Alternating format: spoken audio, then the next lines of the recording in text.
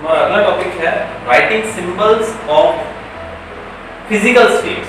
अभी तक हमने पढ़ा कि किस प्रकार से हम लोग जो इक्वेशन है उसको बैलेंस कर सकते हैं, लेकिन बैलेंसिंग से ही सब कुछ खत्म नहीं होता है। इसके आगे भी हमें किस प्रकार से वो जो सिंबल्स हैं उनको और ज्यादा स्पेसिफाई करना है। यानी कि जो हमने रिएक्शन लिए थे, suppose we are taking one reaction, जैसे कि हमने एक रिएक्शन लिया था पहले, Mg plus O2 will give MgO, magnesium plus oxide will give magnesium oxide. अब यहाँ पर हमको ये भी बताना है कि मैग्नीशियम और ऑक्सीजन और जो मैग्नीशियम ऑक्साइड जो बना है वो किस स्टेट में है, यानी कि वो सॉलिड है, लिक्विड है, गैसियस है या फिर एक्वस सॉल्यूशन है। तो वो बताने के लिए हम उसके नीचे जो हमारा जो रिएक्टेंट और प्रोडक्ट है, जो पर्टिकुलर जो सब्सटेंस है, उसके नीचे हम लोग क्या करते हैं, इन चारों में से कोई भी जो वर्ड है वो इसके नीचे लिख देते हैं। आप पेज नंबर 5 खोलिए और उस पे आप इक्वेशन देख सकते हैं 1.10 जो कि है Fe plus H2O will give Fe3O4 plus 4H2 जो कि हमने पिछले टॉपिक में किया था ये बैलेंस। अब इसमें आप देख सकते हैं जो आयन है, Fe is iron, Fe stands for iron, so iron is in solid form. जो लोहा है वो हमेशा सॉलिड फॉर्म में मिलता है हमको, तो इस रिएक्शन के अंदर भी हमने Fe को सॉलिड फॉर्म में यूज किया है, तो इसलिए हमने Fe के नीचे ब्रैकेट में आप देखते हैं स्मॉल s एक लिखा हुआ है, s means it is in the solid form. हम प्रोसीड करते हैं आगे, तो 4H2O, 4H2O जो है, अब H2 आप कहेंगे सर दैट इज वाटर, तो वाटर जो है that should be in a liquid state, but यहां पर G गैसियस दिया हुआ है। तो इसके लिए सॉल्यूशन ये है कि जो वाटर है H2O, अगर उसका उपयोग वाटर लिक्विड स्टेट में किया गया है, then we will write L under that, उसके साइड में हम L लिखेंगे, दैट इज लिक्विड। लेकिन अगर उसका उपयोग एज अ स्टीम के तौर पे किया गया है, स्टीम के तौर पे यानी कि भाप के रूप में, तो भाप जो है उसको हम गैसियस स्टेट में काउंट करते हैं।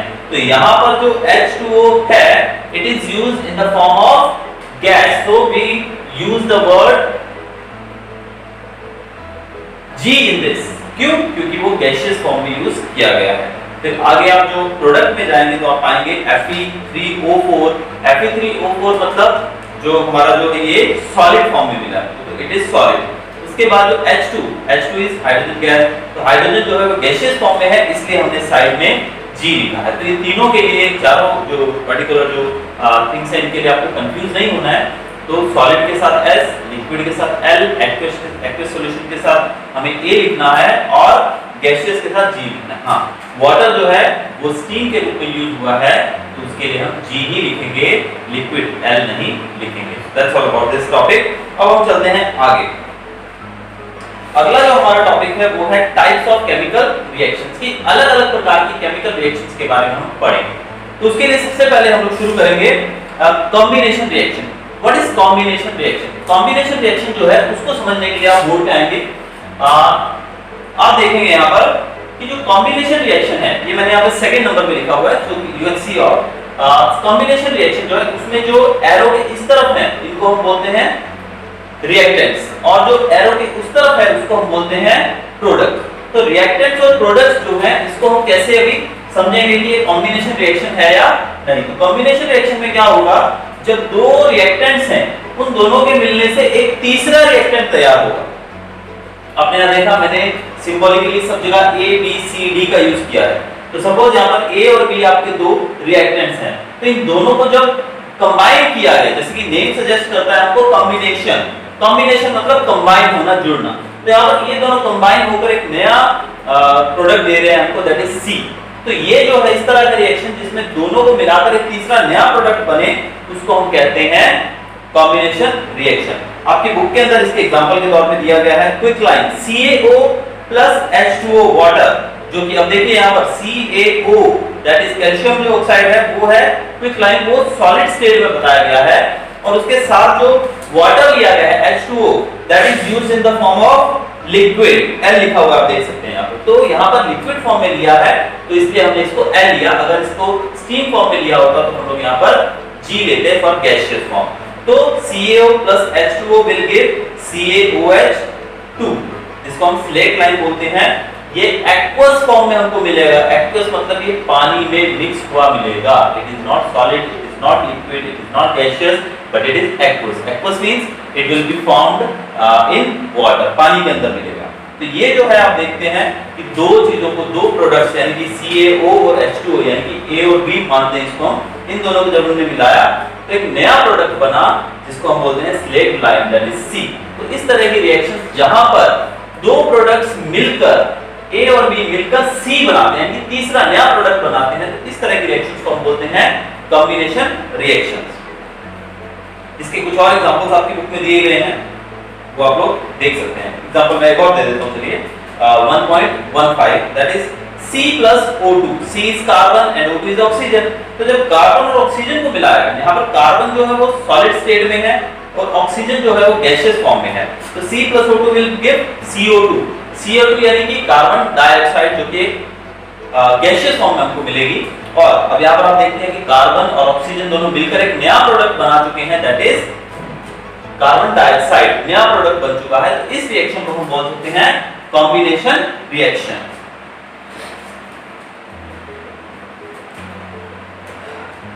अब आगे चलते हैं हम लोग दूसरी रिएक्शन के ऊपर। अब इसी के अंदर में आपकी बुक के अंदर पेज नंबर 7 पे दो टॉपिक्स और बताए गए हैं जिनको हमने कहा है exothermic reaction and endothermic reaction. अब यहाँ पर एक्सोथर्मिक के बारे में बताया गया है।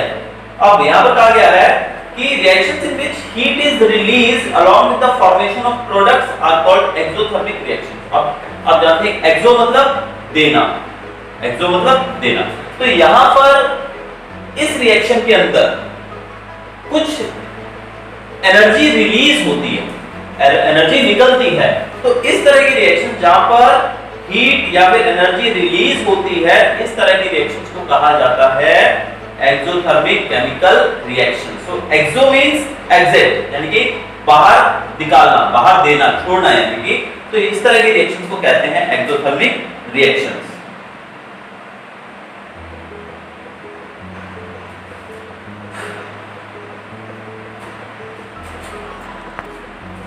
अभी दूसरा जो रिएक्शन है एक्सोथर्मिक का अपोजिट, दैट इज एंडोथर्मिक, जो कि आपकी बुक में पेज नंबर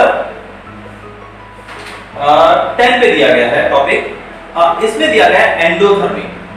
इसमें बताया गया है कि we have seen that the decomposition reactions require energy either in the form of heat, light or electricity for breaking down the reactants. Reactions in which energy is absorbed are known as endothermic reactions. अब exothermic में energy release होती है और endothermic में energy absorb की जाती है, यानी कि एनर्जी ली जाती है। तो किसी रिएक्शन को कंप्लीट करने के लिए हम हीट, लाइट या फिर इलेक्ट्रिसिटी जब उसको प्रोवाइड करवाते हैं, तो यानी कि वो हीट अब्जॉर्ब कर रहा है, वो लाइट एब्जॉर्ब कर रहा है, तो ऐसे रिएक्शंस को हम बोलते हैं एंडोथर्मिक रिएक्शंस। तो आप इसमें कंफ्यूज होने की बजाय अगर दोनों के बीच में आप बाइफरकेट करके अगर समझेंगे ध्यान से, एक्सो, एक्सो मतलब एग्जिट यानी कि निकलना, एग्जिट यानी कि जब एनर्जी रिलीज होती है तो उसको कहते हैं हम एक्सोथर्मिक, और एंडो इन आना यानी जब एनर्जी दी जाती है, प्रोवाइड करवाई जाती है उसको, तब उसको बोलते हैं एंडोथर्मिक केमिकल रिएक्शन। अगला हमारा टॉपिक है यहाँ पर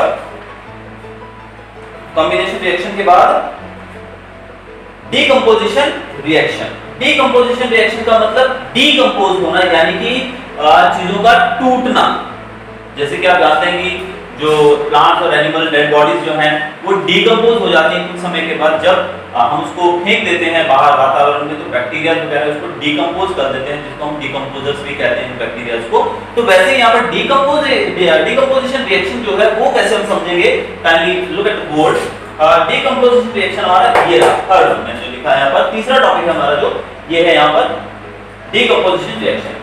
डीकंपोजिशन रिएक्शन में जो हमने रिएक्टेंट लिया है वो रिएक्टेंट आगे जाकर अलग अलग पार्ट्स में बढ़ जाएगा। जैसे कि आप देख रहे हैं यहाँ पर मैंने आपको क्या दिया, ए बी यानी कि ये एक ही सिंगल सब्सटेंस है ए बी, और जब उसको रिएक्ट करवाया गया, जो उसको प्रॉपर चीजें हमने प्रोवाइड करवाई, भले हीट, इलेक्ट्रिसिटी या लाइट या व्हाटएवर, जब हमने इसको दिया तो ये आगे जाकर ये दो पार्ट में बढ़ गया है। यहाँ पर आप देख सकते हैं कि ए और बी ये दो पार्ट में बढ़ चुका है। तो इस तरह की रिएक्शंस को हम कहते हैं डीकंपोजिशन रिएक्शन, क्योंकि यहाँ पर एक चीज जो है, एक सब्सटेंस है, वो दो नए सब्सटेंसेस में बदल चुका है। इसका एग्जांपल आपको मैं एक और दूंगा। यहाँ पर आप देख सकते हैं, यहाँ पर आपकी बुक के अंदर 1.20 जो इक्वेशन है वो दे रहा हूं मैं आपको। CaCO3 जो कि सॉलिड फॉर्म में है, जिसको हम लाइमस्टोन कहते हैं, CaCO3। अब आप समझिए कि ये जो Ab है वो CaCO3 है। तो CaCO3 जो है, जब उसको रिएक्ट करवाया गया, यानी कि जब उसको हीट दी गई, क्या दी गई? हीट। अब रिएक्शन अपने आप नहीं होगा, उसको कुछ ना कुछ चाहिए। तो यहाँ पर हमने CaCO3 को हीट दिया, और जो हीट जो हम लिखेंगे वो इस एरो के ऊपर लिखेंगे, जैसे कि आपकी बुक में लिखा गया है पेज नंबर 8 के ऊपर। तो आप देखेंगे हीट लिखा गया है। हीट जो है वो यहाँ पर प्रोवाइड करवाया जाएगा। तो हीट, जब CaCO3 को हमने हीट दिया तो आगे जाकर वो बाइफरकेट हो जाएगा, वो डिवाइड हो जाएगा दो पार्ट्स के अंदर। एक होगा CaO, जिसको हम क्विक लाइम कहते हैं, कैल्शियम ऑक्साइड, और साथ में कार्बन डाइऑक्साइड गैस भी हमें मिलेगी। अब आप दोनों को देख सकते हैं, साइड में सिंबल्स भी दिए गए हैं। CaCO3 that will be in solid form. जब उसको हीट दिया जाएगा, when heat is provided, it will change into CaO, calcium oxide, that is quick lime, that will also be found in solid state, and along with that we will have carbon dioxide gas also। तो यहाँ पर आपने देखा कि एक substance जो था वो दो पार्ट्स में बढ़ गया है। इस तरह की रिएक्शंस को हम कहते हैं डीकंपोजिशन रिएक्शन।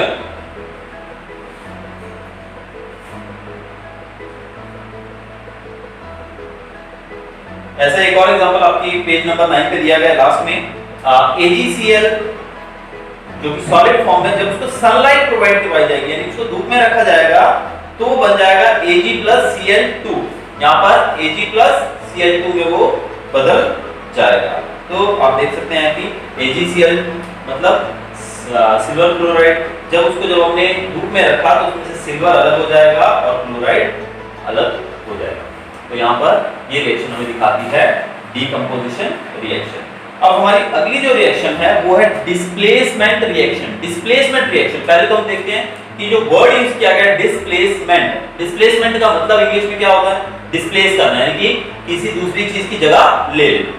एक चीज को दूसरी चीज से डिस्प्लेस कर देना, यानी उसको रिप्लेस कर देना। तो यहाँ पर डिस्प्लेसमेंट का भी यही मतलब होता है। और ये रिएक्शन काफी हद तक जो मैंने शब्द यूज किया रिप्लेस कर देना, वही यहाँ पर अप्लाई होता है। तो डिस्प्लेसमेंट रिएक्शन को हम लोग ध्यान से समझते हैं।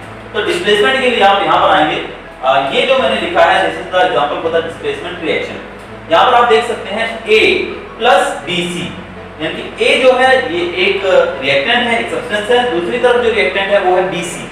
अब जब इन दोनों को A और BC को जब हमने रिएक्ट करवाया, जब इन दोनों को हमने रिएक्ट करवाया तो जो हमें प्रोडक्ट मिला उसमें आप देख सकते हैं कि BC था, लेकिन B को हटाकर कौन आ गया यहाँ पर इसकी जगह पर A, यानी कि B को हटाकर यहाँ पर A पहुंच चुके हैं। यानी कि B को यहाँ से धक्का दिया गया और A ने उसकी जगह ले ली और B बेचारा यहाँ पर अकेला रह गया। यानी कि A काफी मतलब ही निकला यहाँ पर।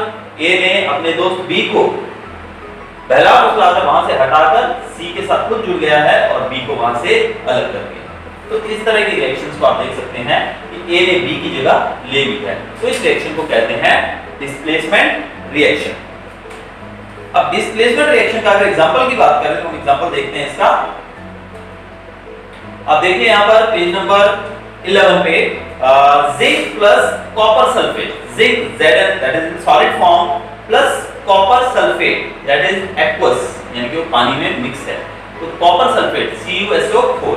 तो जिंक और कॉपर सल्फेट को जब हम रिएक्ट करवाएंगे तो आफ्टर द रिएक्शन जो प्रोडक्ट बनेगा वो प्रोडक्ट क्या बनेगा? वो बनेगा जिंक सल्फेट। यहाँ पर जो कॉपर सल्फेट था उसमें से कॉपर को हटा दिया गया है जिंक के द्वारा। जिंक ने कॉपर को वहां से हटा दिया है और कॉपर ने कॉपर हट गया है और जिंक ने कॉपर की जगह ले ली है। तो बन गया है जिंक सल्फेट और कॉपर वहां से अलग हो गया है। जैसे यहाँ पर A ने B की जगह ले ली और B को वहां से हटा दिया, वैसे ही जिंक ने कॉपर की जगह ली और कॉपर को वहां से हटा दिया। तो ये रिएक्शन है हमारा डिस्प्लेसमेंट रिएक्शन। एक और एग्जांपल देखते हैं तो Pb plus CuCl2, lead, Pb stands for lead that is in solid form and CuCl2 that is copper chloride, ये भी aqueous फॉर्म में है।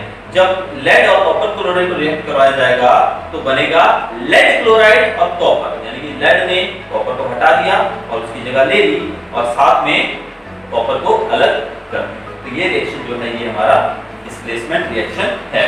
अब हमारा अगला टॉपिक है double displacement reaction. Double displacement reaction, double displacement reaction क्या है? अभी हमने यहां पढ़ा ये डिस्प्लेसमेंट था, तो आप कहेंगे डिस्प्लेसमेंट, जैसे कि नाम भी सजेस्ट करता है डिस्प्लेसमेंट, और ये है डबल डिस्प्लेसमेंट। ये डिस्प्लेसमेंट है यानी कि सिंगल डिस्प्लेसमेंट हुआ था, एक सब्सटेंस ने दूसरी की जगह ली, ए ने बी की जगह ली, यानी कि एक ही चेंज हुआ था। डबल डिस्प्लेसमेंट यानी कि दो चेंजेस हो गए। यहां पर हमारे जो सब्सटेंसेस है वो A B plus B C है। अब जब प्रोडक्ट बनेगा तो ए जो है वो बी की जगह चला जाएगा, सॉरी यहां पर थोड़ा मिस्टेक किया है, just a minute, A B plus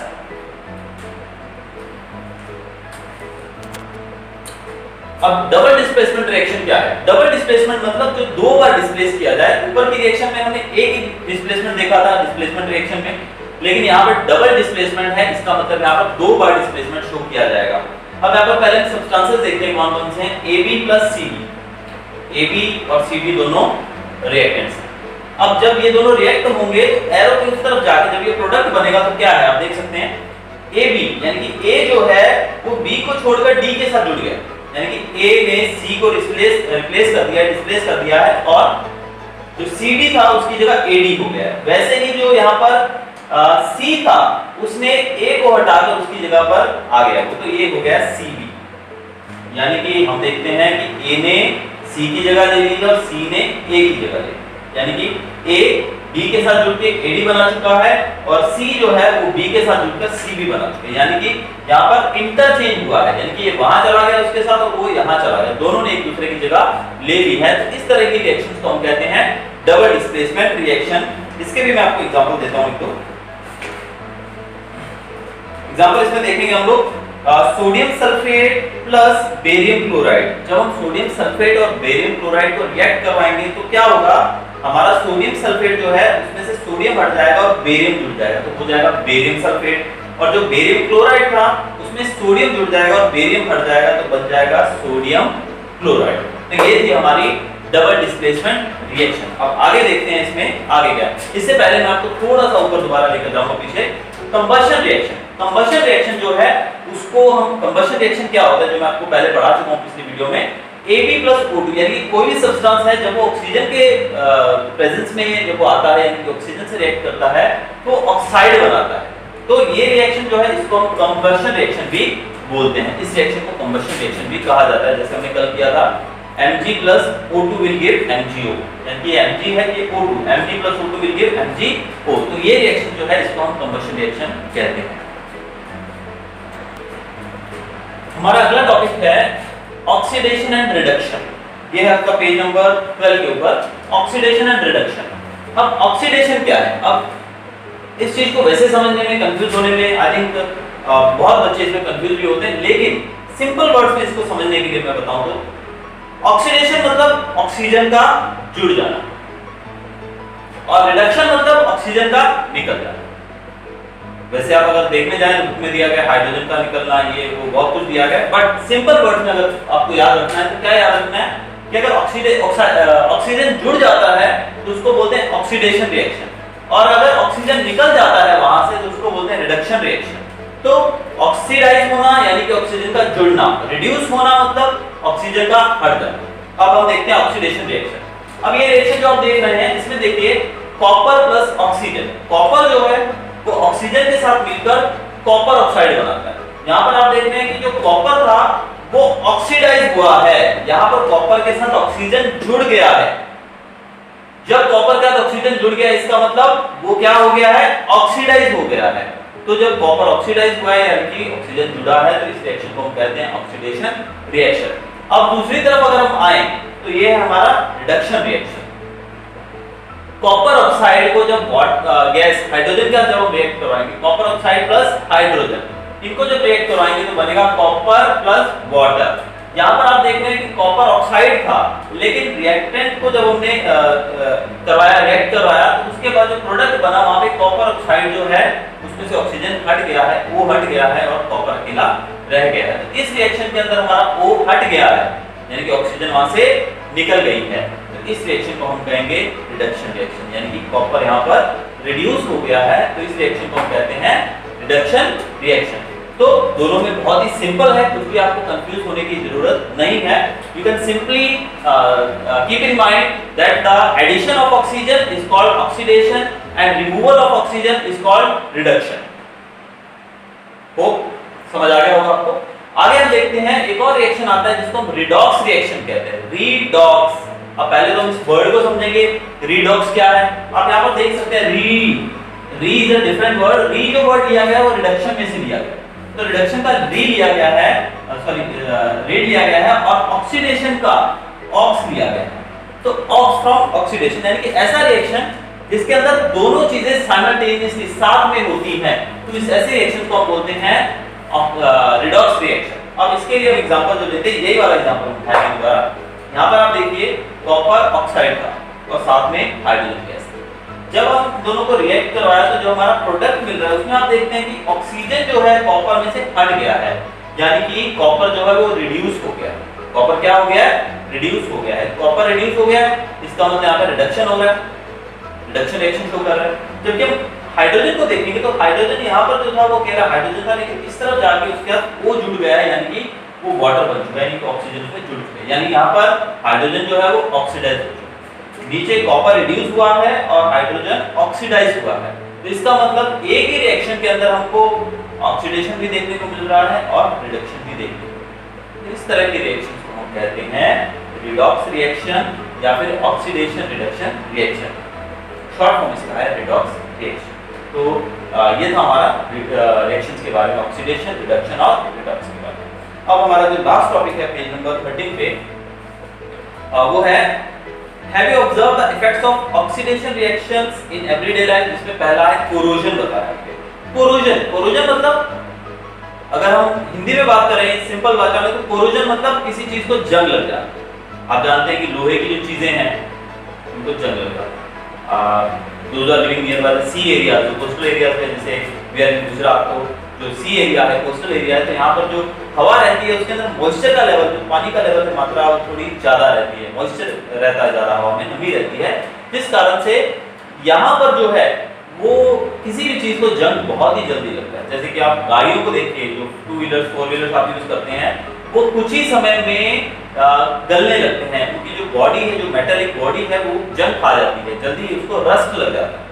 तो कोरोजन जो है ये वही है, और it is a form of oxidation reaction only. अब इसके बारे में थोड़ा देखेंगे हम कि जो लोहा है, जब हम उसको लेकर आते हैं जब नया नया, तब तो उसका कलर डिफरेंट होता है, लेकिन धीरे धीरे जो आपकी खासकर जो 2 व्हीलर्स या 4 व्हीलर्स की जो गाड़ियों के जो रिम्स होते हैं, टायर जो रहते हैं रिम्स, उसको आप देखोगे धीरे धीरे उसके ऊपर ब्राउनिश रेडिश कलर का एक पाउडर सा बनने लगता है।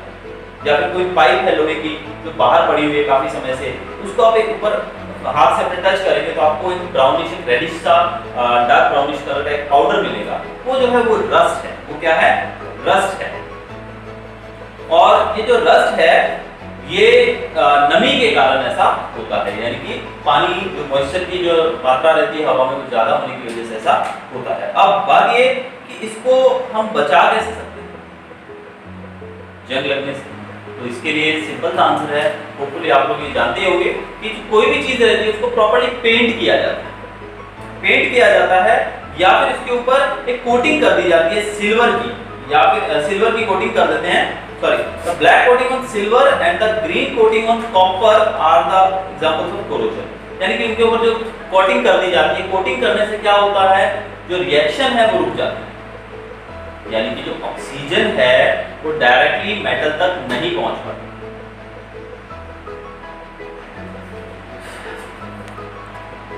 अब कोरोजन एक बहुत बड़ी समस्या है, क्योंकि हमारी जो ज्यादातर चीजें हैं वो मेटल से बनती हैं, इसमें मेटल का यूज होता है, और स्पेशली आयरन का use. Iron one of the strongest metal on earth. तो आयरन को, जो आयरन की बनी चीजों को हम अगर उससे बचाना चाहते हैं कोरोजन से, तो क्या किया जाता है उसके लिए?